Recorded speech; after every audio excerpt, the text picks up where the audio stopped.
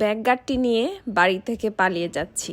প্রথমে দেখলে হয়তো সবাই এরকমই ভাববে। চলে আসলাম কিন্তু বাড়িরই ছাদে।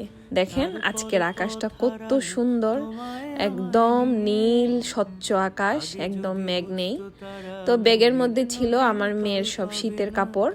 যেহেতু একটু একটু ঠান্ডা পড়ে গিয়েছে, মনে হলো যে এগুলো ধোয়া ছিল।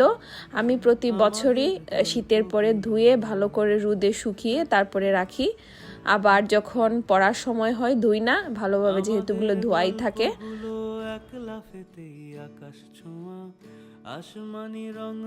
ভালোভাবে রোদে শুকিয়ে নিলে সেটা এনাফ, কারণ অনেক সময় উলের কাপড়ে পোকা হয়ে যেতে পারে। যদিও এখন আর পোকা দেখা যায় না। ঘরে এসে দেখলাম আজকে লাল শাক নিয়ে আসা হয়েছে। শীতের সিজনে কিন্তু লাল শাকটার অরিজিনাল টেস্ট পাওয়া যায় এবং লাল একটা কালারও আসে। আমাদের গল্পগুলোর লাগাম ছাড়া স্বপ্ন ছিল, ভোরে তার চকচকে রোদ, বৃষ্টি ছিল রাতে। তো আমি শাকগুলো বেছে নিচ্ছি। বেছে দেখা যায় অনেক সময় লাগে এবং এই যে এক ঝুড়ি শাক হয়েছে, পরে দেখাবো। আজকে মাছ আনা হয়েছে 2-3 রকমের। এইটা ছিল রুই মাছ। এই যেহেতু আমরা একটু মাংস কম খাই, মাছ সবজি আমাদের ঘরে বেশি খাওয়া হয়, সেজন্য আমাদের মাছটা একটু বেশি লাগে। আমরা রেড মিট খুব কম খাই, একদম খাই না বললেই চলে। চিকেন খাওয়া হয়, তাও খুব একটা বেশি না। আমি আমার বাচ্চাকেও এরকমই অভ্যস্ত করে ফেলছি। সেও সবজি, মাছ, ডিম ওগুলোই খায়। মাঝে মধ্যে মাংস খাই আমরা, তবে সেটা মাছের তুলনায় অনেক কম। এখানে আনা হয়েছে রুই মাছ আর কয়েকটা কই মাছ, আর হচ্ছে এগুলাকে আমরা কানলা মাছ বলি। আমার খুব ফেভারিট মাছ, একটু কাঁটা যুক্ত বেশি। তবে অনেকে আবার ফলি মাছও বলেন, এক এক অঞ্চলে এক এক নামে চিনে। আর এইটা মনে হয় কি জানি, আমি এখন মনে করতে পারতেছি না। এই একটাই ছিল এক পিস এই মাছটা। তো আজকে বড় মাছ রান্না করব আর ছোট এই যে এই লাউ দিয়ে চিংড়ি মাছ রান্না করব। এখন দেখা যায় শীতের সবজি লাউগুলোই এত কচি লাউ থাকে এবং খুব খেতেও টেস্টি। সেজন্য এখনকার যে সবজিগুলো এগুলোই বেশি খাওয়া হয়, আনা হয়। এখানে আমি লাউ দিয়ে চিংড়ি মাছ রান্না করব। গত একটা ব্লগেও আমি দেখিয়েছিলাম। ইদানিং কোনো এক কারণে আমাদের লাউ বেশি খাওয়া হচ্ছে। দেখা যায় যে আসলে এগুলোই তো শীতের সবজি। আর যে ফুলকপি, তারপরে বাঁধাকপি, টমেটো, শিম, ওইগুলার কিন্তু এখনো পরিপূর্ণ সময় আসেনি। মানে আপনি ভালো পেতে হলে এই যে পৌষ মাস চলে আসছে, এই আর 10-15 দিন পর থেকে একদম যে সবজি, ক্ষেতের সবজিটা মানে লোকাল যেটা, ওইটা পাওয়া যায় আর কি। যাই হোক, এখানে আমি মোটামুটি সব কিছু দিয়ে এখন আমি চুলাটা ট্রান্সফার করে নিব।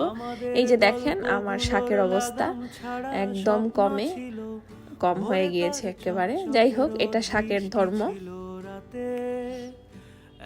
এখন আর কড়াই থেকে তুলবো না, এই কড়াইতে রসুন আর শুকনা মরিচ দিয়ে একটু ভেজে নিব, যেহেতু এই কড়াইতে আমি একটু আগে ভাপিয়ে নিয়েছি আর কি শাকটাকে। এই যে মোটামুটি শাক রান্নাও ডান।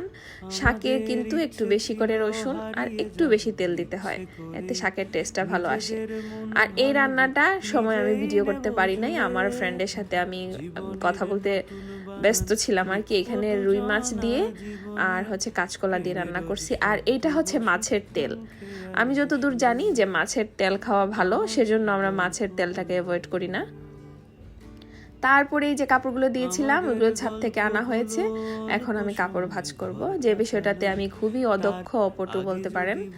এগুলোকে ভাঁজ করে নিব। এখন ভাঁজ করে একটা ব্যাগে রেখে দিব, কারণ দেখা যায় এক জায়গায় রাখলে খুঁজতেও সুবিধা হয়।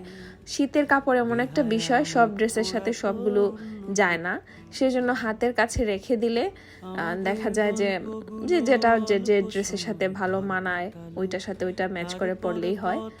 সেজন্য আমি একসাথে রেখে দেই, যেন আগে যদি বুঝতো তারা মনের নদীর তল পাবে না, বেহায়া মুখ পোড়াতো অন্য কোথাও গিয়ে। তো মোটামুটি ভাঁজ করা ডান। এই যে আমি কিন্তু ভালো ভাঁজ করতে জানি না, উল্টা পাল্টা করে ভাঁজ করতেছি কোনো রকম। পরার সময় একটু ইস্ত্রি করে পরাবো, কারণ এগুলোর ইস্ত্রি একটু নষ্ট হয়ে গিয়েছে। ভাঁজ করা শেষ। এখন আরও কিছু কাপড় বাছ করব। এগুলো হচ্ছে শারিকা ড্রেস, কালকে আমার ফ্রেন্ডকে দেখিয়েছিলাম, ও কিছু ড্রেস দেখতে চাইছিল, তখন আর সময়ে স্বল্পতার কারণে বা এর জন্য ভাঁজ করিনি। এই হলো গিয়ে এই সুন্দর সুন্দর ড্রেসগুলো কিন্তু পাকিস্তানি ড্রেস, আপনারা শারিকাতে পেয়ে যাবেন। আমাদের পেজ শারিকা, অনেকেই চিনেন অনেকেই চিনেন না।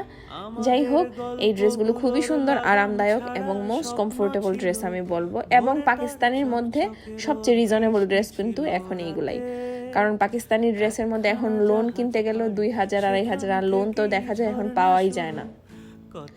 এখন তো এইগুলাই আমি মনে করি সবচেয়ে রিজনেবলের মধ্যে পাকিস্তানি ড্রেস। যারা পরেন তারা তার কোয়ালিটি সম্পর্কে জানেন, সো এটা নতুন করে বলার কিছুই নাই। আর এই ড্রেসগুলোর মধ্যে অনেকগুলো কালারও আছে। নিজেদের মন ভাঙবো, নিজেই নেব জুড়ে জীবনের।